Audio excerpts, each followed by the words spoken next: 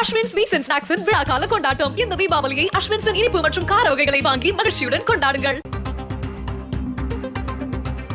இது பற்றி பேசுவதற்காக நம்மோடு மூத்த பத்திரிகையாளர் தராசு ஷியாம் இணைந்திருக்கிறார். திரு தராசு ஷியாம், தினகரனோட பேட்டியை நீங்க பார்த்திருப்பீங்க. விஜய் வந்தால் இன்னும் அந்த கூட்டணி முடிவாகல, ஆனா இப்பவே தினகரன் ஒரு கருத்தை சொல்லியிருக்காரு. விஜய் வந்தா அவருடைய தலைமையை பழனிசாமி ஏத்துக்குவாரா அப்படின்னு ஒரு கேள்வியை முன் வச்சிருக்காரு. இந்த கேள்வி எதை சுட்டி காட்டுது, உங்களுடைய பார்வை? விஜயின் எதிர்கால கூட்டணி குறித்து திரு டிடிவி அவர்கள் எழுப்பியுள்ள பல கேள்விகள் சரிதான். காரணம் என்னவென்றால், விஜய் தான் முதலமைச்சர் வேட்பாளர். அதுபோக டிவிகே தலைமையில் கூட்டணி என்று இருப்பதைத்தான் அந்த கட்சிக்காரர்கள் விரும்புவார்கள். விஜயும் அதைத்தான் விரும்புவார். இங்கு வந்தால் இது என்டிஏ கூட்டணி என்றாகும். என்டிஏ கூட்டணிக்கு தமிழ்நாட்டு தலைமை திரு எடப்பாடி பழனிசாமி அவர்கள். அப்படி என்றால் என்டிஏ கூட்டணிக்கு கூட விஜய் தலைமையாக இருக்க முடியாது. இங்கு தமிழ்நாடு தலைமை என்பது ஏற்கனவே முடிவு செய்யப்பட்ட விஷயம். அந்த அந்தஸ்தை எடப்பாடி பழனிசாமி விட்டு தர மாட்டார். ஆக விஜய் ஒரு கூட்டணியில் 10ஓடு 11ஆக இருக்க வேண்டிய ஒரு நிலை ஏற்படும். முதலமைச்சர் வேட்பாளராகவும் இருக்க முடியாது. காரணம், இங்கு முதலமைச்சர் வேட்பாளர் எடப்பாடி பழனிசாமி அவர்கள்.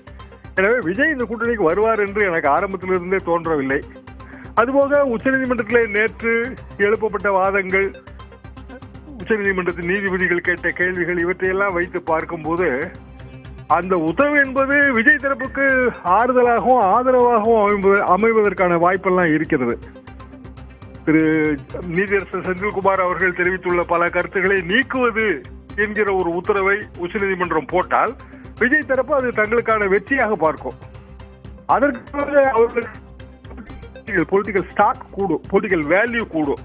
அப்படி இருக்கும்போது அவர்கள் என்ன நினைப்பார்கள் என்றால், நம்ம தலைமையில் தான் கூட்டணி அமைய வேண்டும் என்றுதான் இயல்பாக விரும்புவார்கள்.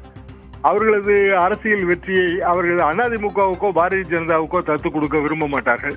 அந்த கட்சி நாமக்கல் கிழக்கு மாவட்டம் என்று நினைக்கிறேன், அந்த செயலாளர் கூட நேற்று ஒரு வீடியோ பதிவு போட்டிருந்தார்.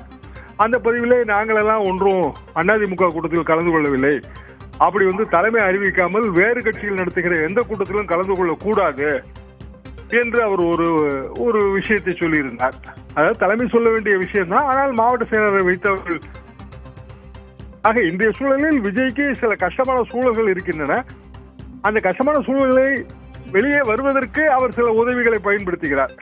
அதற்காக ஒரு கூட்டணிக்கு போவார் என்று பொருள் கொள்ள முடியாது. துக்கம் விசாரிக்க போனால் வீட்டு மாப்பிள்ளை ஆக்க மாட்டார்கள் அல்லவா? எனவே விஜயை பொறுத்தவரையில் அடுத்த கட்டமாக ஓரிரு வாரங்கள் கழித்து மீண்டும் அந்த பயணத்தை ஆரம்பித்து தனக்கான அரசியல், தனக்கான வாக்கு வங்கி அதெல்லாம் என்ன என்று தெரிந்து கொள்வதைத்தான் அவர் விரும்புவார். கிட்டத்தட்ட டிடிவி கருத்துக்கள் அதைத்தான் பிரதிபலிக்கின்றன. இன்னொரு கருத்தையும் முன்வைக்கிறாரு. ஒருவேளை விஜய் கூட்டணிக்கு வந்துட்டா பாஜகவை கூட பழனிசாமி கலட்டி விட்டுருவாரு அப்படின்னு சொல்றாரு. அது டிடிவி அவர்களின் அரசியல் கருத்து. அப்படி கலட்ட மாட்டார்கள். காரணம் என்னவென்றால், திமுகவுக்கு எதிராக ஒரு அணி என்பதுதானே பாரதிய ஜனதாவின் திட்டமும் கூட, அமித்ஷாவின் திட்டமும் அதுதான். விஜயை பழனிசாமி அவர்கள் கூப்பிடுவதும் அதை வைத்துத்தானே. எனவே அப்படி ஒரு ஆபத்து இருப்பதாக நான் நினைக்கவில்லை. ஆனால் அதெல்லாம் விஜய் வந்தால் தானே. விஜய் வருவதற்கான வாய்ப்பு என்பது அறவே இல்லை. காரணம் இவைதான். அவர் வந்துவிட்டு பழனிசாமி அவர்களுக்கோ அல்லது பாரதிய ஜனதாவுக்கோ ஒரு செகண்ட் ஃபீல்டாக எப்படி அரசியலில் இருப்பார்? அப்படி என்றால் அவர் கோஷ்டி கானம் பாடுபவராக மாறி விடுவார். முக்கியமான பாடகராக இருந்துவிட்டு மீண்டும் கோஷ்டி கானம் பாடுவதிலே போய் எந்த பாடகர் அப்படி சேர்ந்து கொள்வார்? திரை நட்சத்திரங்கள் அப்படி சேர்ந்து கொள்ளவும் செய்யாது. இன்னொன்று, அவர் ஏற்கனவே சிங்கிள் ஹீரோ சப்ஜெக்ட்.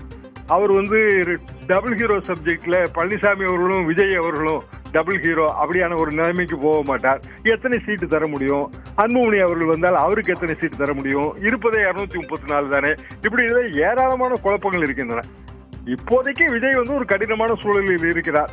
அதிலிருந்து வெளியே வருவதற்கு இவர்களாக தேடி சென்று போய் ஆதரவு தருகிறார்கள். அதை அவர் பயன்படுத்திக் கொள்கிறார். அதான அரசியல் புத்தால்தனம். இணைப்பில் உங்களுடைய கருத்துக்களை பகிர்ந்து கொண்டமைக்கு நன்றி சார். அஸ்வின் ஸ்வீட்ஸ் அண்ட் ஸ்நாக்ஸின் விழா கால கொண்டாட்டம். இந்த தீபாவளியை அஸ்வின்ஸின் இனிப்பு மற்றும் கார வகைகளை வாங்கி மகிழ்ச்சியுடன் கொண்டாடுங்கள்.